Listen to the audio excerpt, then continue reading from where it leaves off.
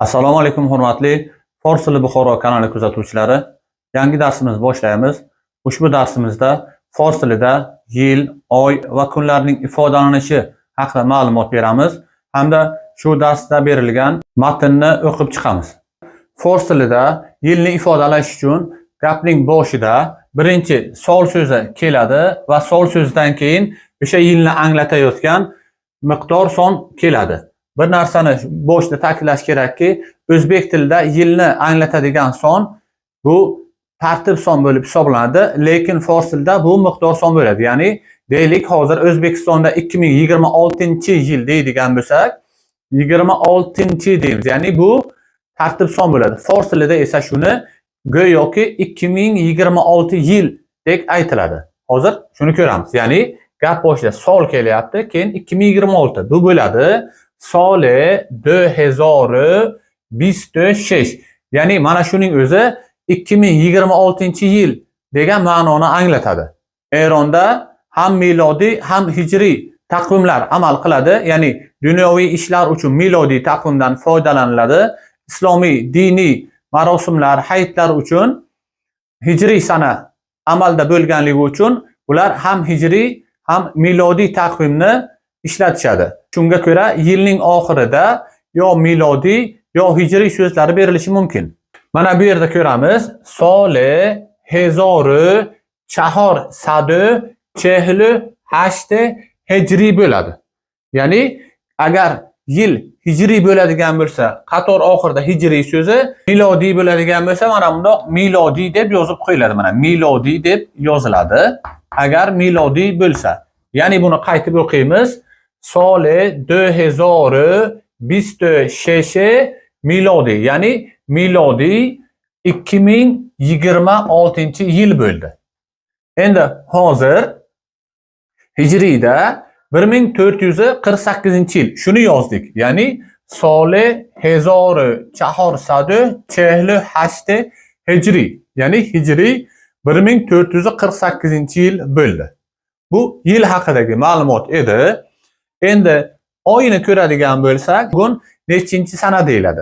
Mana shuni fors tilida emruz chandimi moh ast deb so'raydi. Ya'ni bugun oyning nechinchi kuni degandek bo'ladi.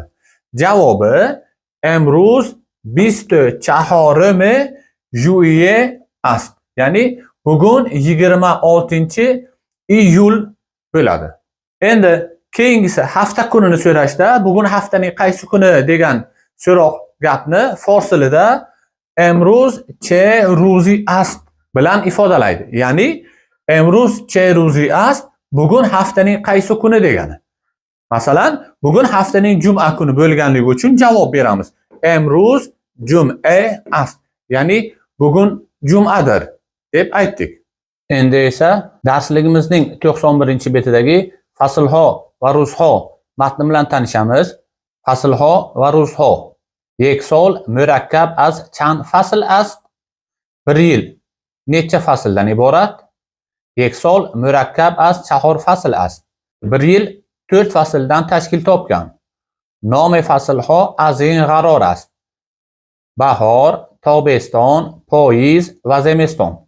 Fasllarning nomlari quyidagilardan qaror topgan. Bahor, yoz, kuz va qish. Yek fasl chand moh ast. Bir fasl necha oy? Yek fasl 3 moh ast. Bir fasl 3 oydir. Yek sol chand moh ast. Bir yil necha oy? Yek sol 12 moh ast. Bir yil 12 oydir. Mohhoy sol az in g'aror ast. Yil oylari quyidagilardan qaror topgan. Janvier, fevrier, mars, avril, may, juan, juillet, août, september, oktober, november, desember. Ya'ni bu oy nomlari milodiy oy nomlari bo'lganligi uchun Yevropa tillaridan kirib kelgan nomlar, faqat talaffuzda sal farq qiladi xolos. Demak, yanvar, fevral, mart, aprel, may, iyun, iyul, avgust, sentyabr, oktyabr, noyabr, dekabr.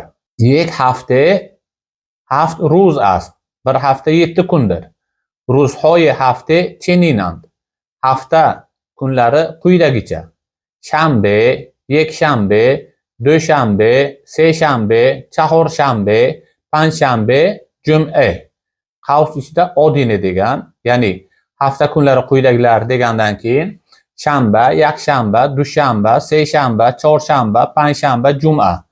Eronda jum'a kunini odina ham deyishadi. Eronda dam olish kuni jum'a kuni bo'lganligi uchun haftaning boshi shanba bo'ladi. Yek shabona ro'z 24 soat ast. Bir kecha kunduz 24 soatdir. Yek soat 60 daqiqa va yek daqiqa 60 soniye ast. 1 soat 60 daqiqa va 1 daqiqa 60 soniyadir. Emruz che ruzi ast. Bugun qanday kun? Emruz chorshanba ast. Bugun chorshanbadir. Avvali mohi september jashni istiqloli Jumhuriya O'zbekiston ast. 1-sentyabr O'zbekiston Respublikasining mustaqilligi bayrami kunidir. 22 mohi mars jashni Navro'z ast. 21 mart Navro'z bayramidir. Avvali mohi oktyabr ro'zi donishyoron va donish omuzon ast. 1 oktyabr o'qituvchilar va o'quvchilar kuni. Bu yerda donish omuz deb bergan, donish omuz o'quvchi degani. Ro'zi pazirish qonuni asosiy O'zbekiston 8-desembr ast.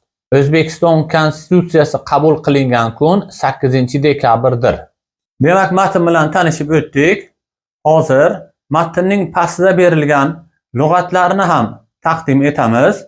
Avvalida berganimiz yil, oy va haftaning ifodalanishini birinchidan o'rganish kerak. Undan keyin hozir matnda ko'rganlarimiz so'zlarni, lug'atlarni yod olib, o'z ustimizda ko'proq ishlasak, oladigan ilmimiz yanada mustahkamroq bo'ladi. Bugunga mo'ljallangan ma'lumotlarimiz mana shulardan iborat edi. Obuna bo'lmasdan kuzatayotganlar obuna bo'linglar. Fors tiliga qiziqadigan tanishlaringizga bo'lishib qo'yinglar. Keyingi darslargacha xayr, salomat bo'linglar.